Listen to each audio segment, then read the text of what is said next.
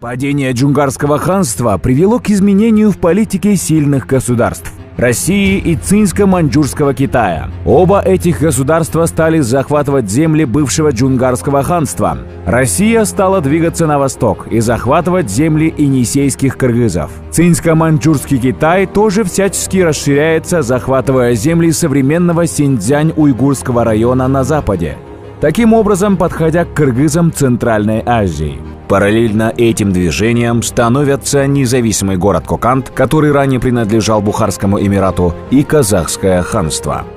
В 709 году от Бухары отделяется город Коканд и со временем охватывает территорию всей Ферганской долины. Основал государство Шохрух-Би, потомок Амир-Темира. Государство пережило процессы становления, развития и упадка меньше, чем за 2 века.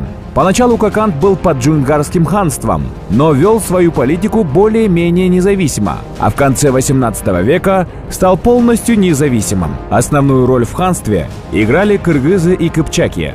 Хочется отметить, что кыргызские бии выступали на равных с биями Коканда и эмиром Бухары во время войны против джунгар и китайцев.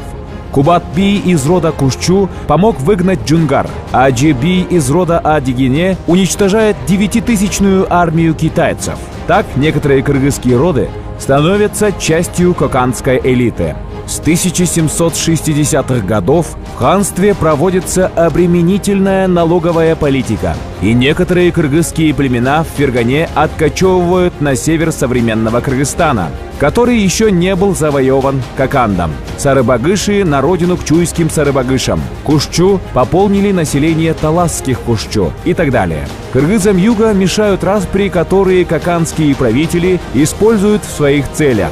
Ханы женят своих детей на наиболее влиятельных кыргызских вельможах, чтобы иметь постоянную поддержку.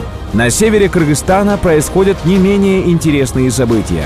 В 770 году на кыргызов нападает казахский хан Аблай и заставляет платить дань до своей смерти в 1781 году.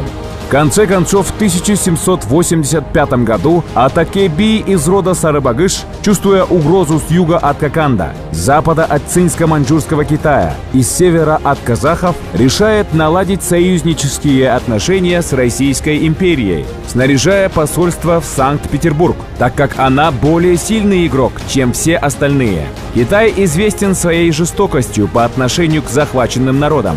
Коканд же известен своими тяжелыми налоговыми поборами. Плюс ко всему, кыргызы севера не могли объединиться с кыргызами юга, потому что были отделены от них Ферганским хребтом. Поэтому северные решают наладить отношения с Россией. Начиная с 790-х годов, Коканд начинает двигаться на север. Опасения северных кыргызов подтверждаются. 2 армии, одна с севера через Талас, Чуй движется на Иссык-Куль, вторая с юга через Атбаши на Рыны-Кочкор на север. Так он успешно завоевывает север. Захватом были построены крепости Бишкек, Куртка, Токмок, Каракол, Джунгал и так далее для сбора налогов и содержания военных гарнизонов. Кокандские войска брали в качестве пленников детей знати и держали их в этих крепостях. Это был основной рычаг давления на правящую верхушку северных кыргызов. Вся территория современного Кыргызстана попадает в Кокандское ханство.